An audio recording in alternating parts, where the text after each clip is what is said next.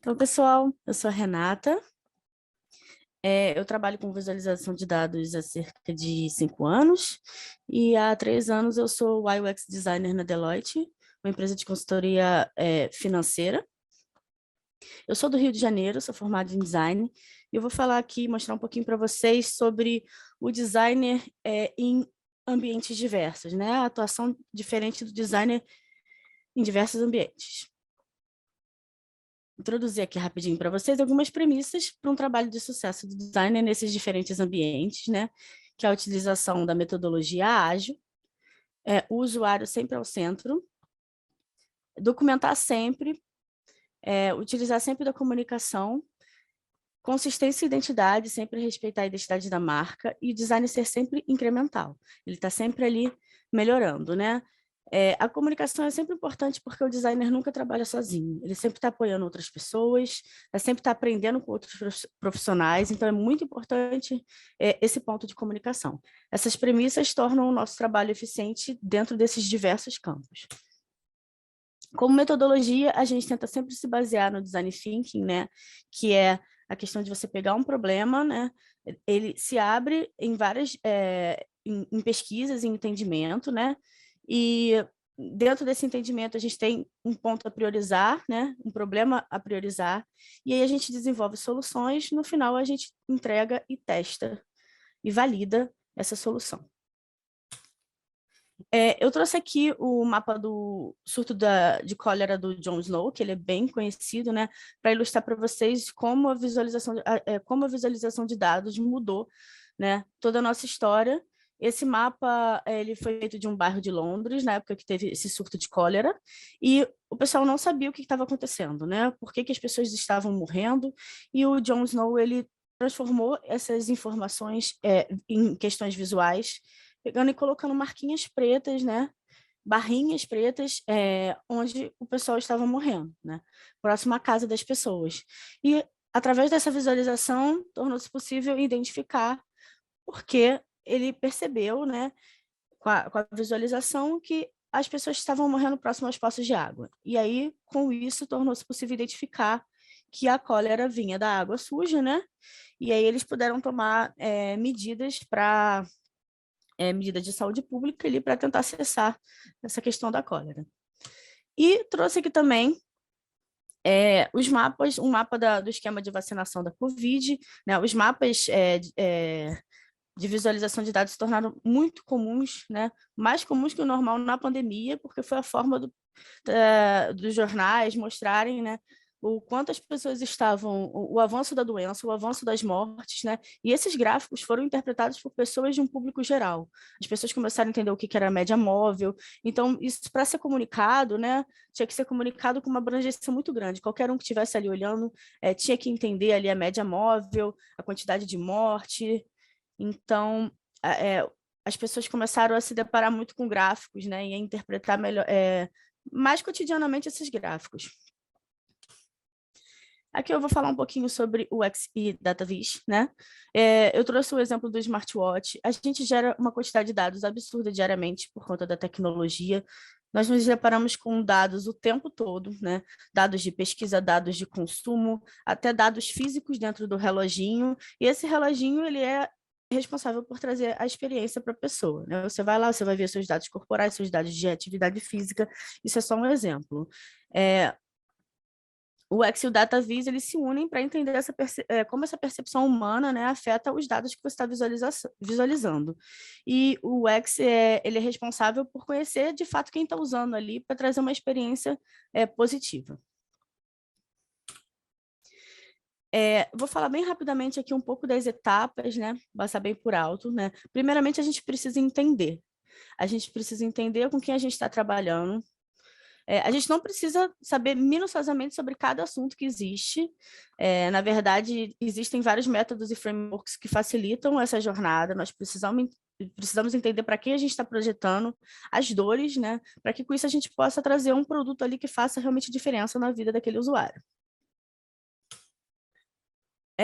Dentro desse entendimento, né, a gente precisa definir, contar uma história e definir o que a gente vai querer fazer com aqueles dados ali, né? transformar aqueles dados em algo que realmente seja coerente para o usuário que a gente quer atingir. Após isso, a gente desenvolve protótipos, né, para ter uma validação visual rápida do que a gente está, da nossa solução. E a última etapa é o teste, né? Com o teste, a gente leva para o usuário e entende se de fato o que a gente fez é funcional, tem eficiência, né? Se de fato a gente está atendendo aquela dor, que é o mais importante, sempre com o usuário ao centro. Eu trouxe aqui um exemplo prático, né? Sobre como a gente resolve os problemas de um navio sem estar no navio, né? E para ilustrar um pouco, de uma forma bem superficial, né? Eu não vou me aprofundar diante de processo, mas só para trazer visualmente um exemplo prático para vocês, para ilustrar, eu busquei no Gov uma planilha de dados abertos sobre o UEPS, né? Que é Unidade Estacionária de Produção, que são as plataformas de petróleo. Trouxe como exemplo, né, nessa planilha de abril de 2022, nós temos todas as plataformas que estão em atividades aqui no Brasil, né? Nós temos alguns dados, e até coloquei aqui que esses dados são abertos. Eu tratei alguns dados que estão aqui. Então, a gente tem uma série de dados que são apresentados dessa forma, e dessa forma aqui, o usuário não consegue ter um insight rápido, ele tem uma massa ali de dados que não possibilita um rápido entendimento, uma tomada de decisão rápida. Por conta disso, eu trouxe aqui 3 cenários, 3 possíveis personas aqui para a gente trazer um exemplo de uma solução para cada um. Nós temos um investidor. O investidor, ele tem tempo para estudar, ele tem recurso e ele tem familiaridade com a tecnologia. O objetivo dele é escolher uma das empresas para investir. Nesse exemplo específico, eu tirei aqui a Petrobras, por conta da alta receita. E uma segunda persona seria um operador. O operador ele presta serviços para as plataformas.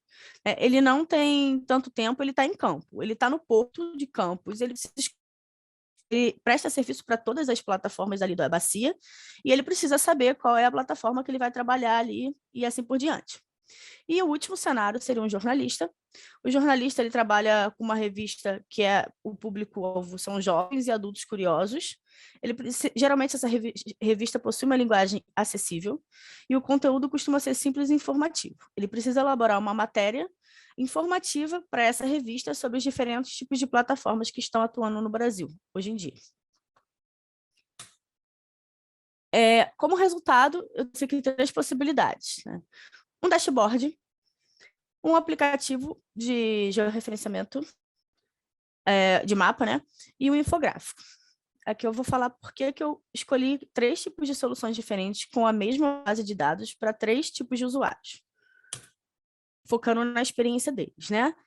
Entendo que o cenário que eu coloquei para vocês do operador, como ele está sem tempo, está debaixo do sol, está no porto, ele precisa rapidamente ter esse insight, a melhor solução para ele seria um aplicativo de celular, porque ele não vai ter como abrir o computador lá, né? Nesse aplicativo, ele precisa visualizar as plataformas, né? Numa questão espacial, de mapa, né? E a gente precisa saber aqui qual plataforma, né? Então, a gente tem ali dos campos da tabela que eu apresentei para vocês, o operador, a empresa, né? A gente tem a sigla e a gente tem aqui o tipo. Isso aqui seria a solução mais viável para o operador. Aqui ele consegue chegar no objetivo dele. A gente tem um infográfico sobre os diferentes tipos de plataformas, né? Que essa é a solução seria para o jornal. O jornal ele tem que passar de uma forma jovem ali as possibilidades, os tipos de plataformas existentes. Então, o que a gente tem de dado daquela planilha? A gente tem o tipo de plataforma, a gente tem a lâmina d'água, né? Para cada tipo, os 4 tipos atuantes no Brasil. Então, esses dados já são suficientes para a gente ter essa visão, né, para o jornal, para o jornalista. E para o investidor, a gente precisa que ele explore, ele tem tempo, ele pode abrir um computador, né, ele tem recurso. Então, o que a gente tem que fazer é contar uma história para ele, mostrar. Na verdade, a gente precisa apresentar as empresas para ele saber onde que ele vai apostar o recurso dele. Então, um dashboard seria a melhor solução para o investidor. Aqui eu trouxe um dashboard onde a gente apresenta aqui no início a capacidade total de geração de processamento de petróleo, né? Eu consegui tratar essa planilha para a gente chegar, que tem petróleo e gás, né? A gente chegar num uma unidade que a gente possa somar. Aqui ele tem o total em litros aqui da empresa que mais processa petróleo e gás por dia. Aqui a gente tem os big numbers que geram um insight rápido para ele, né? A capacidade de processamento por empresa, que é isso que ele precisa ver, por tipo e por bacia, porque esses dados são relevantes na hora dele tomar uma decisão, e uma tabela. Então, aqui ele pode explorar e chegar ao objetivo dele. Concluindo rapidamente para vocês, eu tenho alguns benefícios, né? Eu apresentei para vocês visualmente que com uma mesma base de dados, né, a gente consegue transformar em 3 coisas completamente diferentes e que possibilitam a tomada de decisão mais rápida do que olhar aquela planilha, aquela massa grande de dados, né? E tudo focando no usuário, focando no objetivo dele.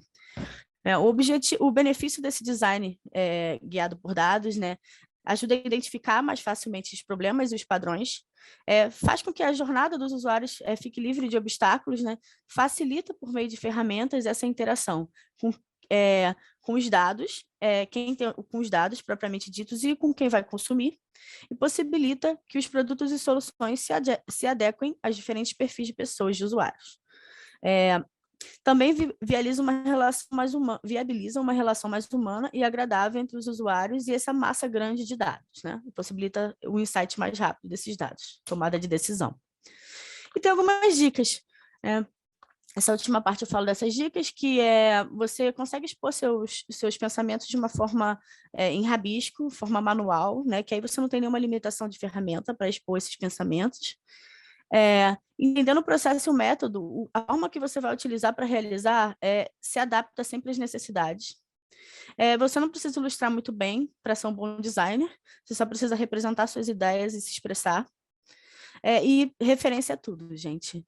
Ver sempre o que está em alta, as tendências, e validar sempre o conteúdo, o fluxo, a estrutura, a história, né, e os objetivos. Não se apegar e nem se frustrar com feedbacks negativos, e a última e principal não adianta estar bonito, eficiente e funcional se os dados estiverem errados, né? É isso, pessoal. Obrigada.